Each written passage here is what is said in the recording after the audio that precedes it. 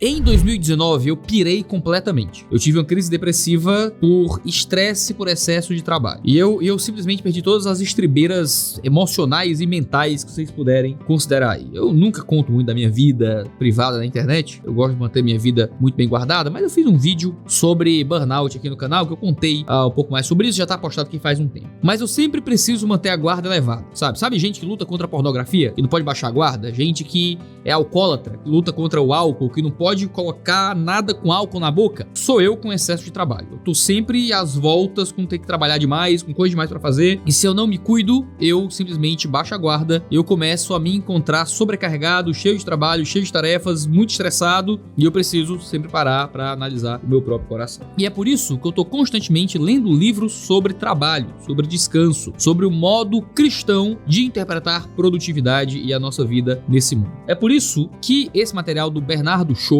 Trabalho, Propósito e Descanso, é um livro que eu li esse mês e que me fez um bem danado. O subtítulo é A Visão Bíblica de Shalom e o Chamado do Cristão Hoje, publicado pela Mundo Cristão. E o livro questiona como é que a gente trabalha. Aliás, o livro questiona sobre como é que a gente enxerga o trabalho e explica como isso faz a gente trabalhar. Que a gente está constantemente trabalhando demais, alguns de nós infelizmente estão trabalhando de menos, também é outra desgraça, e a gente tem que notar que o modo como trabalhamos deriva também do modo como nós enxergamos o nosso trabalho, Deus no trabalho e o nosso relacionamento com o Senhor nesse mundo caído. O livro tem 8 capítulos, mas tem 4 capítulos que me chamam a atenção de modo muito especial. Os 2 primeiros e os 2 últimos. E eu quero resumir, digamos assim, esses 4 capítulos do livro para você hoje aqui. Os 2 primeiros capítulos se chamam No Princípio Houve Trabalho e Shalom, onde o Bernardo Shaw discute sobre a criação do trabalho e como Deus, Criador, nos move a trabalhar. O capítulo 2 se chama Trabalho, Shalom e Esperança à Luz do Enredo da Salvação. O capítulo 7 fala No Princípio Houve Também Descanso e Shalom. O capítulo 8,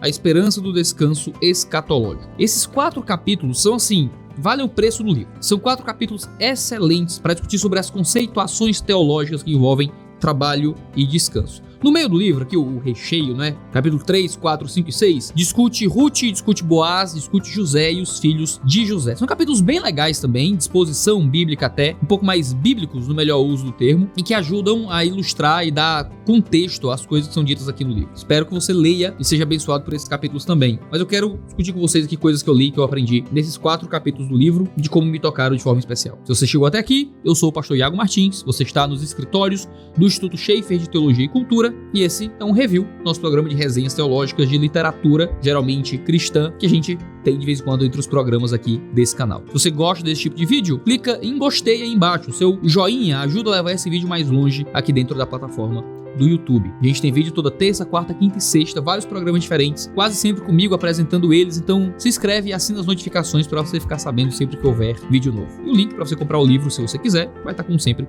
aí na descrição. O Bernardo Shaw começa com uma noção muito interessante. Ele vai dizer que existe uma constante crise vocacional nos irmãos que estão em volta dele. Ele constantemente dá aconselhamentos de irmãos com crise acerca do trabalho e que não enxergam a própria vocação no mundo. Essa crise vocacional, infelizmente, se torna muitas vezes em crise existencial. Existe uma retroalimentação entre a crise da vocação e a crise da existência. Já que a vocação faz parte de quem nós somos no mundo, a gente acaba descrendo na eficácia da nossa vocação à medida que a gente vai descrendo na eficácia da nossa existência nesse mundo. E quando não vemos valor na vocação, não vemos valor na existência. Quando não vemos valor na existência, não vemos valor na vocação, e as coisas vão se retroalimentando. E isso é um problema muito moderno. As gerações passadas geralmente tinham dificuldade de mobilidade nas suas profissões. Você vai ser o que seu pai foi. Fundamentalmente é isso. Hoje, com a grande mobilidade de profissão e a possibilidade de você tentar várias coisas diferentes no mercado, isso te dá tanta possibilidade de escolha que às vezes você nem sabe o que fazer com isso. O autor vai dizer que você acaba pulando de emprego em emprego, torcendo para que a felicidade esteja nos aguardando na próxima profissão que viermos a exercer.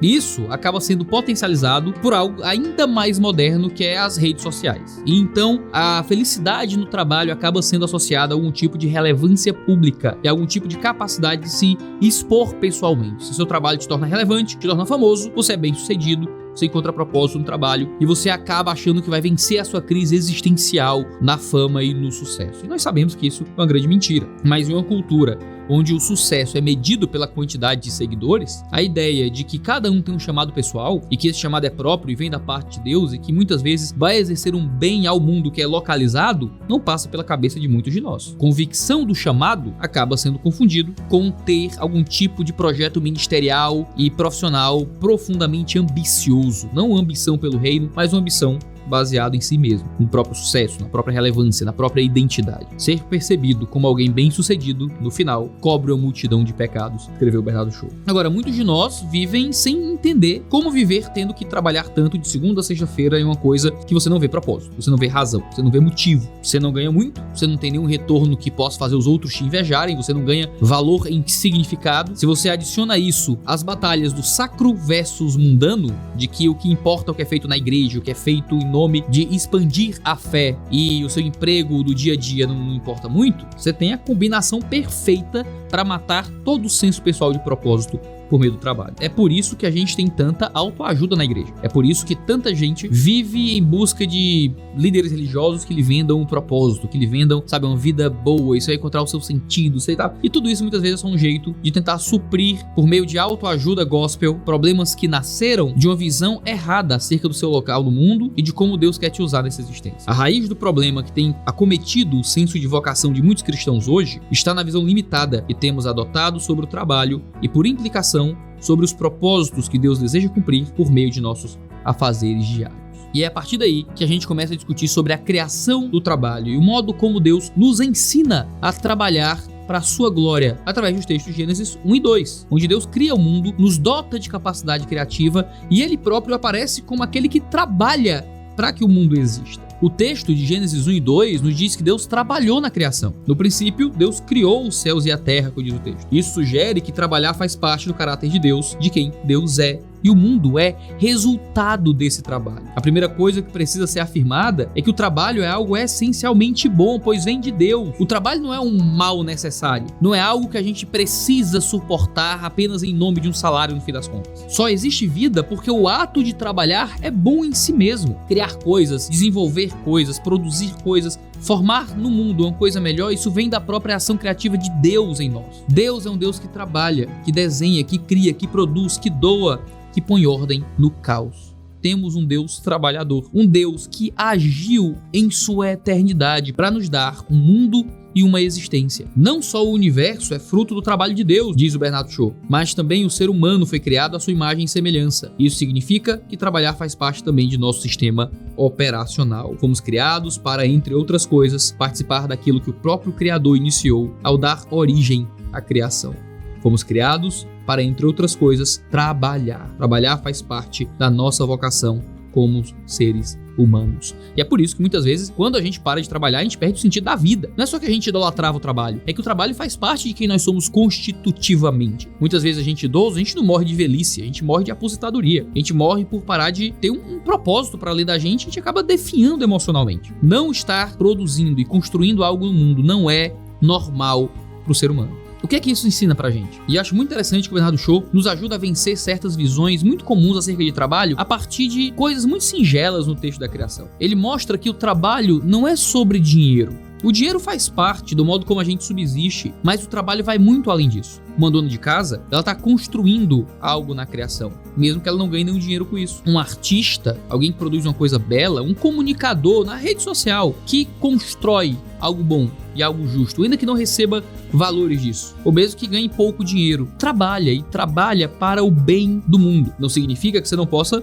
buscar remunerações melhores para o seu trabalho, mas significa que você tem um consolo nas remunerações ruins. O meu trabalho existe para produzir algo bom, não para me manter relevante, não para alimentar minhas ambições, não para me dar o máximo de dinheiro que eu poderia conquistar, mas para produzir algo para a glória de Deus debaixo dos aspectos criativos que Deus incutiu em mim. E isso torna o trabalho muito bonito, mesmo quando ele não é muito reconhecido pelo mundo. Nós, como humanidade, devemos olhar para a criação de Deus como uma dádiva. E trabalhar nessa dádiva de Deus também é uma dádiva de Deus. Sermos subcriadores, sermos pessoas que podem agir nessa criação é uma coisa maravilhosa. Nós deveríamos empregar nossas habilidades e aptidões para gerenciar o jardim de Deus. Porque Deus colocou Adão e Eva naquele jardim para cultivar e guardar. Havia um trabalho que Deus deu a eles. Não pense que o Éden era um lugar idílico em que eles ficavam lá na rede, balançando para sempre, sabe? Não, eles construíam e deveriam construir algo para a glória do Senhor. Isso fazia com que a humanidade fosse dotada por Deus da necessidade de cultivar a terra e levar a terra à sua máxima potencialidade, sendo continuadores da obra criativa de Deus, sendo subcriadores, mordomos da criação do Senhor. E assim, através de desfrutar da ordem e da plenitude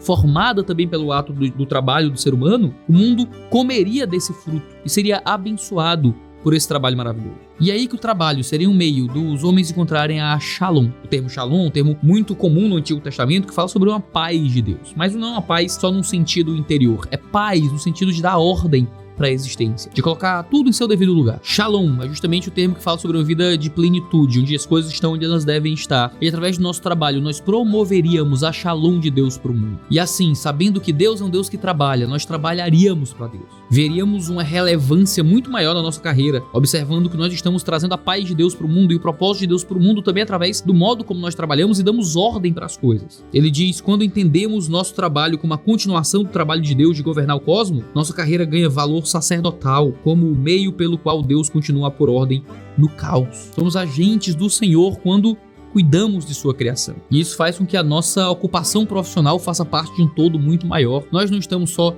quebrando pedras, nós estamos construindo catedrais, nós não estamos só trocando um óleo, nós estamos permitindo que as pessoas se locomovam para os mais variados objetivos dessa vida. Nós não estamos apenas pintando paredes, nós estamos dando beleza para o mundo. A gente não é só caixa de supermercado, nós estamos participando para que as pessoas se alimentem e subsistam e para que mães deem comida para os seus filhos. E a gente tem que olhar para o nosso trabalho e entendendo que muitas vezes eles podem parecer sacais ou nem sempre soam grandiosos, eles fazem parte desse maravilhoso processo de cada um ao seu modo dar ordem a esse jardim de Deus, ajudar a trazer do Shalom para esse mundo. Nem sempre temos carreiras que apreciamos, mas se estamos trabalhando com diligência, estamos melhorando o mundo que Deus nos deu. O problema é que a Bíblia não acaba em Gênesis 2, a gente tem Gênesis 3 e o pecado entra no mundo, e o trabalho acaba virando um instrumento de alienação, pode acabar virando um instrumento de opressão, pode acabar virando uma forma de fugir de Deus. O trabalho pode acabar sendo uma coisa até um tanto inútil, em que a gente não consegue produzir realmente algo que seja bom para as outras pessoas. O trabalho é pouco gratificante, as atividades são pouco prazerosas. As explicações para isso são variadas, é culpa da burguesia, é culpa da alienação do trabalho, é culpa da falta de autoconhecimento, a gente ainda não encontrou para que fomos chamados, a culpa é do capitalismo, a culpa é do machismo, a culpa é do racismo, a culpa é do signo, e a gente coloca a culpa no que a gente quiser. E a grande questão é que a gente entende a partir da Bíblia que o Shalom foi quebrado pelo nosso pecado. E porque nós pecamos e fugimos de Deus, o nosso trabalho foi corrompido. E agora a gente come através do suor do rosto. Agora a gente não só recebe as coisas de Deus, a gente precisa construir de forma muito mais ativa em um mundo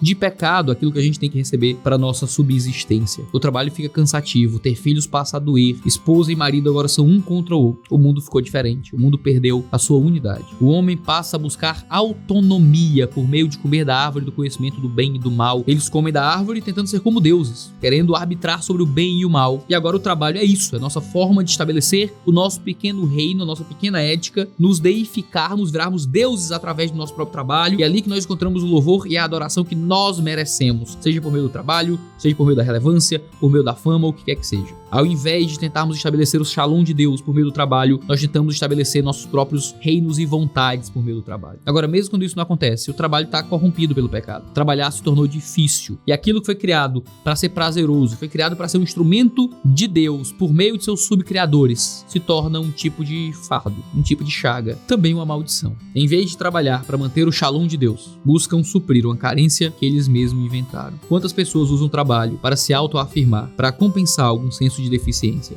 Quantas vezes não encontramos pessoas assim no trabalho e quantas vezes nós mesmos não agimos assim? Eu, na minha crise de burnout, tive que ir para terapia e demorei um tempo para entender que o meu burnout veio das minhas idolatrias. Fui para terapia, fui num psicólogo e lá eu entendi os meus pecados acima de qualquer coisa. Entendi as minhas idolatrias, entendi o modo como eu tratava o trabalho como uma forma de definir quem eu era, de manter a minha identidade. Eu me via como o meu próprio trabalho. Então trabalhar não era só construir alguma coisa para Deus. Trabalhar era definir a minha própria identidade diante do mundo. Se a gente coloca e projeta a nossa identidade em algo diferente do próprio Jesus Cristo, o caminho é sempre a loucura, é a morte, é o afastamento do próprio Senhor. Trabalhar é duro, trabalhar é difícil, trabalhar ficou cansativo e por isso que agora a gente tem essa relação errada com o trabalho. Alguns trabalham demais e olham pro trabalho como se não houvesse um pecado que também atrapalhou a forma como nós trabalhamos. Então trabalham tanto que transformam o trabalho em Deus. Então enlouquecem. Alguns entendem o pecado que tocou o trabalho e fogem do trabalho. Não querem trabalhar, são preguiçosos e esquecem que Deus criou o trabalho. O que nós precisamos é trabalhar com esperança, entendendo quem nós somos criados por Deus para ser. Trabalhar com esperança e ter uma visão transformadora do trabalho, então, é entender que o trabalho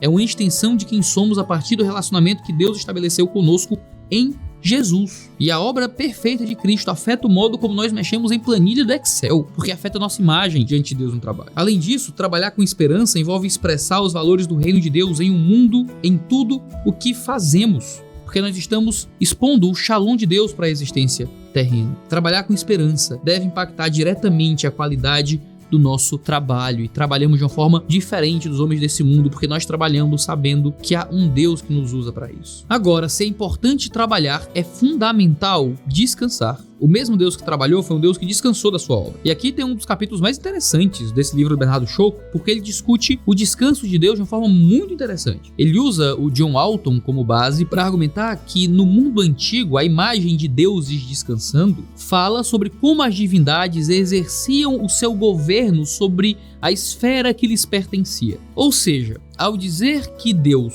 descansou no 7º dia da criação sobre aquilo que ele criou, a gente teria ali uma forma de falar sobre qual era a amplitude e o ambiente da habitação desse Deus e de governo desse Deus. O seu espaço sacro de governo, controle, autoridade e habitação, então seria tudo o que foi criado. O lugar onde a boa vontade dele seria realizada seria aquilo que foi estabelecido nos 6 dias anteriores. Logo, ele vai dizer, o descanso divino no 7º dia é a afirmação de que a criação é o lar de Deus e que o cosmos está nas mãos desse Deus e deseja reinar sobre ele. Nesse descanso soberano de Deus, a gente descansa como um reconhecimento de que esse Deus trabalha mesmo quando descansamos. É como escreveu Victor Hugo em uma de suas cartas: durma em paz, Deus está acordado. Há um Deus que é soberano e que reina sobre toda a criação e que nos inspira também ao descanso. O Bernardo Shaw também nota que não existia práticas de descansos regulares em culturas antigas. Isso era algo próprio do judaísmo. A própria escravidão foi estabelecida por tanto tempo, onde não havia descanso institucionalizado. Lembrar de descansar, então, é uma forma de nós lembrarmos que tudo nessa vida pertence ao nosso Criador. Pense que os 10 mandamentos, o decálogo, com o mandamento de guardar um dia da semana, foi dado aos judeus logo depois de anos de escravidão. Eles eram meras máquinas de produção e agora eles têm direito, mais do que isso, um dever de descansar.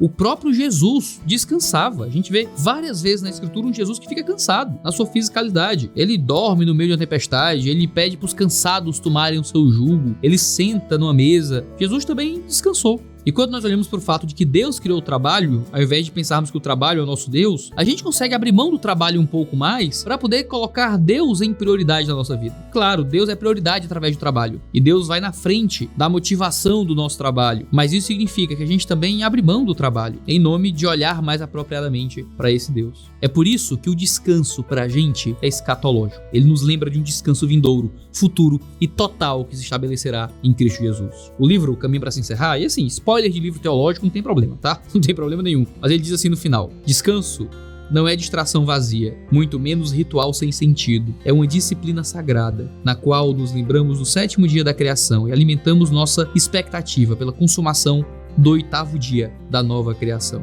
E o que conecta nosso descanso de agora ao descanso futuro é a participação na obra redentiva de Deus, que já foi iniciada em Jesus. Descansar não é meramente ficar à toa sem ter o que fazer. Descansar é orientar toda a nossa vida à luz da segunda vinda de Cristo, de modo a participar daquilo que já foi iniciado em sua primeira vinda. Podemos até nos aposentar de nossas profissões, mas jamais nos aposentaremos do reino de Deus. Quando pensamos na palavra descanso, portanto, devemos pensar em esperança. Esperança na consumação do Shalom de Deus, na ressurreição. Eu quero muito que você seja abençoado por Trabalho, Propósito e Descanso, do Bernardo Shaw. Um texto belíssimo, que fez bem para minha alma e tenho certeza que pode fazer bem para a sua. É uma forma de nos ajudar a encontrar descanso quando nossas almas estão sobrecarregadas pelo modo como trabalhamos. O link para você comprar, como sempre, vai estar aí na descrição. Um cheiro no seu cangote e até a próxima. Eu sou a pessoa certa para revisar esse livro, porque pensa num desgraçado que aprender a descansar. Quase 10 horas da noite, a mulher botou a filha para dormir, não foi nem dar boa noite hoje. Aqui, ó, a base do Monster Energy